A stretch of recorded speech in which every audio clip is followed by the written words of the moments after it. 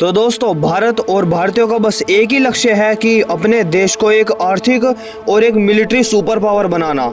और आज के टाइम पे हमारे जो लोग हैं, भारतीय हैं, उन्होंने ये कर भी दिखाया है। तो इस न्यूज़ को जानने से पहले अगर आपने सब्सक्राइब नहीं करा तो आप सब्सक्राइब कर लो, क्योंकि ज़्यादा लोग हमारी वीडियो देखते हैं पर लेकिन उन्होंने सब्सक्राइब नहीं कर रखा। आपके मन के अंदर एक डाउट ज़रूर आ रहा होगा कि आज के टाइम पे 3 सुपर पावर है, जो कि अमेरिका, रशिया और चाइना। तो मैं आपको बता दूं, रशिया सिर्फ एक मिलिट्री सुपर पावर है, इकोनॉमिक कुछ भी एक्टिविटी उसके पास नहीं है। और उसके ऊपर तो इतने ज़्यादा सैंक्शन लगे हुए हैं, अगर आप दूसरी कंट्री को भी कंपेयर कर लो और उनका भी सैंक्शन ऐड कर दो तो भी आपके पास एक बहुत छोटा नंबर आएगा, जो कि रशिया के ऊपर अप्रोक्सीमेटली 18,000 से भी ज़्यादा सैंक्शन लगे हुए हैं। और जो चाइना है वो एक इकोनॉमिक यानी कि आर्थिक सुपर पावर है, उसके पास मिलिट्री सुपर पावर नहीं है।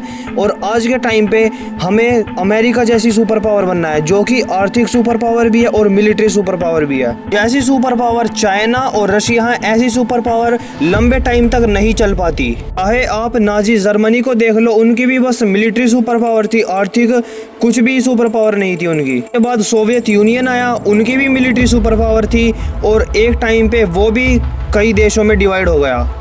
अब बात करें चीन की, तो इन्होंने अपनी अर्थव्यवस्था पे ऐसा ध्यान दिया नाजी जर्मनी और सोवियत यूनियन को देख के कि इनकी मिलिट्री बहुत पीछे रह गई अमेरिका के कंपैरिजन में। आज के टाइम पे चाइना की सबसे बड़ी प्रॉब्लम है इसकी सेना, क्योंकि चाइना पानी की तरह पैसा बहाता है, तब भी इसकी जो आर्मी है, सेना है, वो खड़ी नहीं हो पाई है, ही अमेरिका को चुनौती दे पा रही हैं। इसीलिए इंडिया भी ये चाहता है कि हमें कंप्लीट सुपर पावर बने, यानी कि आर्थिक सुपर पावर भी और एक मिलिट्री सुपर पावर भी। अब अमेरिका को ही देख लो, पिछले 250 साल से एक सुपर पावर बना हुआ है। अमेरिका का सबसे पहला टारगेट ये था कि दुनिया भाड़ में जाए, पहले अपनी इकोनॉमिक सुपर पावर बनाए, क्योंकि कई सदियों नहीं कई दशकों तक खड़ी रहे। तो आप इसी चीज़ से अंदाज़ा लगा सकते हो, अमेरिका वर्ल्ड वॉर 1 और 2 के इन्वॉल्व होने के बावजूद भी इतनी आज के टाइम पे भी इकोनॉमिक सुपर पावर बना हुआ है। तो उसी मजबूत अर्थव्यवस्था ने अमेरिका की जो सेना है उसको भी वर्ल्ड वॉर 1 और 2 के अंदर बहुत ही ज्यादा सपोर्ट करा।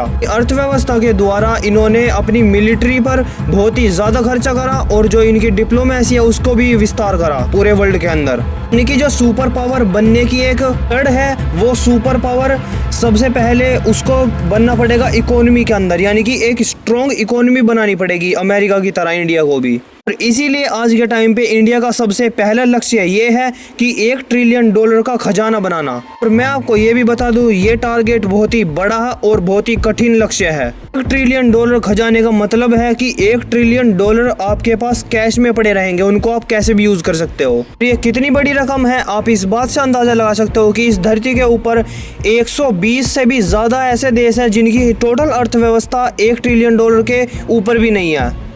मैं आपको ये भी बता दूं कि भारत कई हद तक इस चीज़ के अंदर कामयाब भी हो रहा है। आज के टाइम पे जुलाई 2024 के अंदर भारत का खजाना $653 बिलियन तक पहुंच चुका है। जो भारत का खजाना है वो पिछले कई हफ्तों से लगातार $2 बिलियन 4 बिलियन से भी बढ़ रहा है, यानी कि हर हफ्ते के अंदर ये $2 से $4 बिलियन के करीब बढ़ता है। अगर हम इसको अपने जो टारगेट है उससे कंपेयर करें तो हमें $1 ट्रिलियन का आंकड़ा पार करने में कई साल लग जाएंगी। लेकिन आज के टाइम पे भारत के ऊपर ऐसे खजाने की बारिश हुई है जो बहुत ही बड़ा है, क्योंकि भारत का जो लक्ष्य है उसको भी कंप्लीट करने में हेल्प करेगा। इस खजाने का नाम है जो भारत को मिला है फॉरेन रेमिटेंसेस। पिछले साल यानी कि 2023 के अंदर भारत को टोटल $120 बिलियन तो रेमिटेंसेस के तौर पे मिला है।